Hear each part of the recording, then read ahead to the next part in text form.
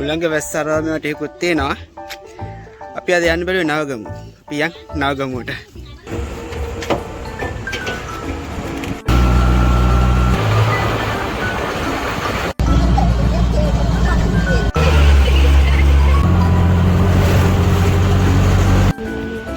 හදපුවත් තියෙනවා කොහොමද?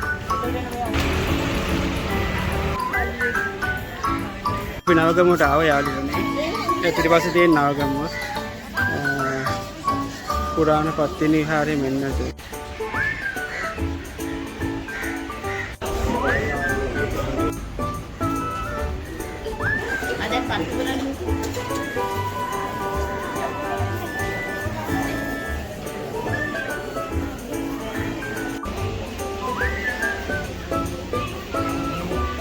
පන්කලයකින් බෝධීනාවන එකේ පොඩි සයින්ටිෆික් එහෙම කාරණා ඇත්තම අර හිතේ එහෙම ශබ්දහිම තිබ්බනේ.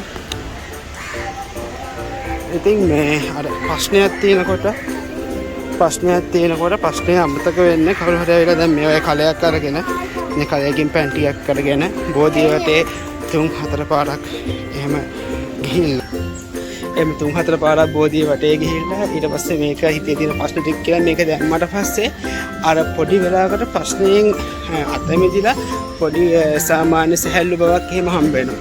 ඉතින් මේක තමයි මේ කාරණාව. ඉතින් දේවතා සංකල්ප ආගමික වත්පිළිවෙත් මෙව්වා පිළිගන්නවද නැද්ද කියන එක නෙමෙයි මෙතන තියෙන කාරණාව. මිනිස්සුන්ට ටූල් එකක් ඕනේ තමන්ගේ හිත හදාගන්න අරවට මෙව්වට. වැඩි වලට හැමදාම අම්බාන්ට බැනුම් ගන්න සතෙක් නේ. අප්පව් අහිංසකයා.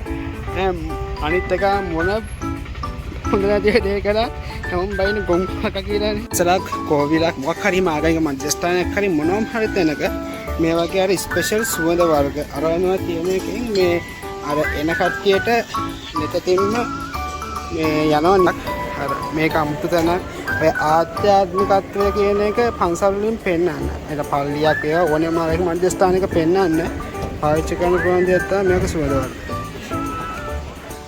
මොකද සුවඳ වර්ග සාමාන්‍යයෙන් ගෙදරට හම්බෙන්නේ නැහනේ. ඒතකොට ඒක මොකද ලෞකිකත්වයයි මේ ආධ්‍යාත්මිකත්වයයි මේක තියෙන තැන් දෙකක ලෞකිකව සාමාන්‍ය ජීවිතයක් ගත කරනකොට ආධ්‍යාත්මිකත්වයේ ඒ සුවඳ පෙන්වන්න දෙයක් නැහැ. හැබැයි මේ වගේ දෙකකින් අපිට කරන්න පුළුවන්.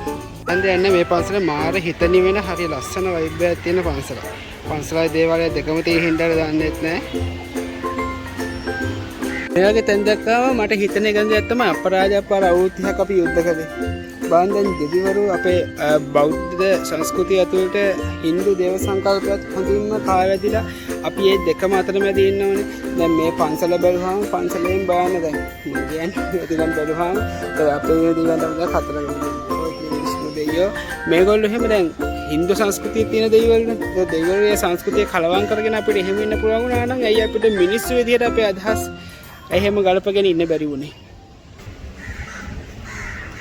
මම මේ කියන්නේ මට හිතෙන දෙයක්. කිසිලෙසකවත් දේවත්වයේ ආධ්‍යාත්මයට ළඟ නැද්ද කොහෙද? ලෞකිකත්වයේ මත පදනම්ම තමයි දෙවිවරු අරගොල්ලෝ මේගොල්ලෝ ඉන්නේ. එයාලා ආදරේ කරනවා. මිනිස්සු කී දහයක් මෙතෙන්ට එනවා යනවා නැද්ද?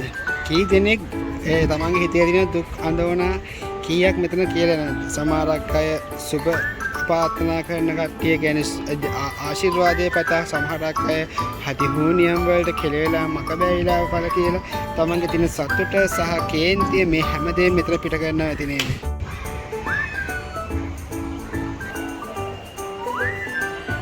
බුදු පිළිම වල චීපරේ රැලි තියෙන විදිහ පොඩ්ඩක් ගන්නකො. මට චිත්‍ර කළානේ මම ඒක මත මේ විදිහට මේ ඒක රැලි නගෙනවා වගේ තියෙන්නේ නුවර යුගයේ චිත්‍රවල. නුවර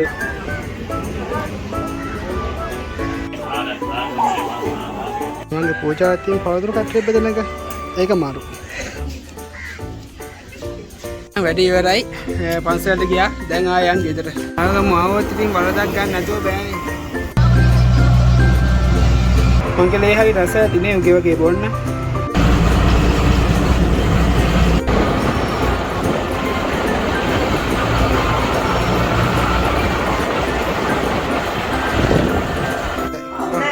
කොමුඩ කෑල්ල කොමුඩ කෑල්ල මට හොඳයි.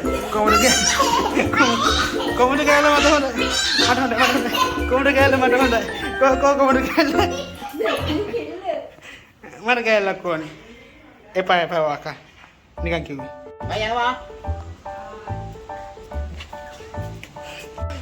අයියෝ කොස් හොයන්න කියලා කැලේට රිංගුවා. කොස් නැහැ.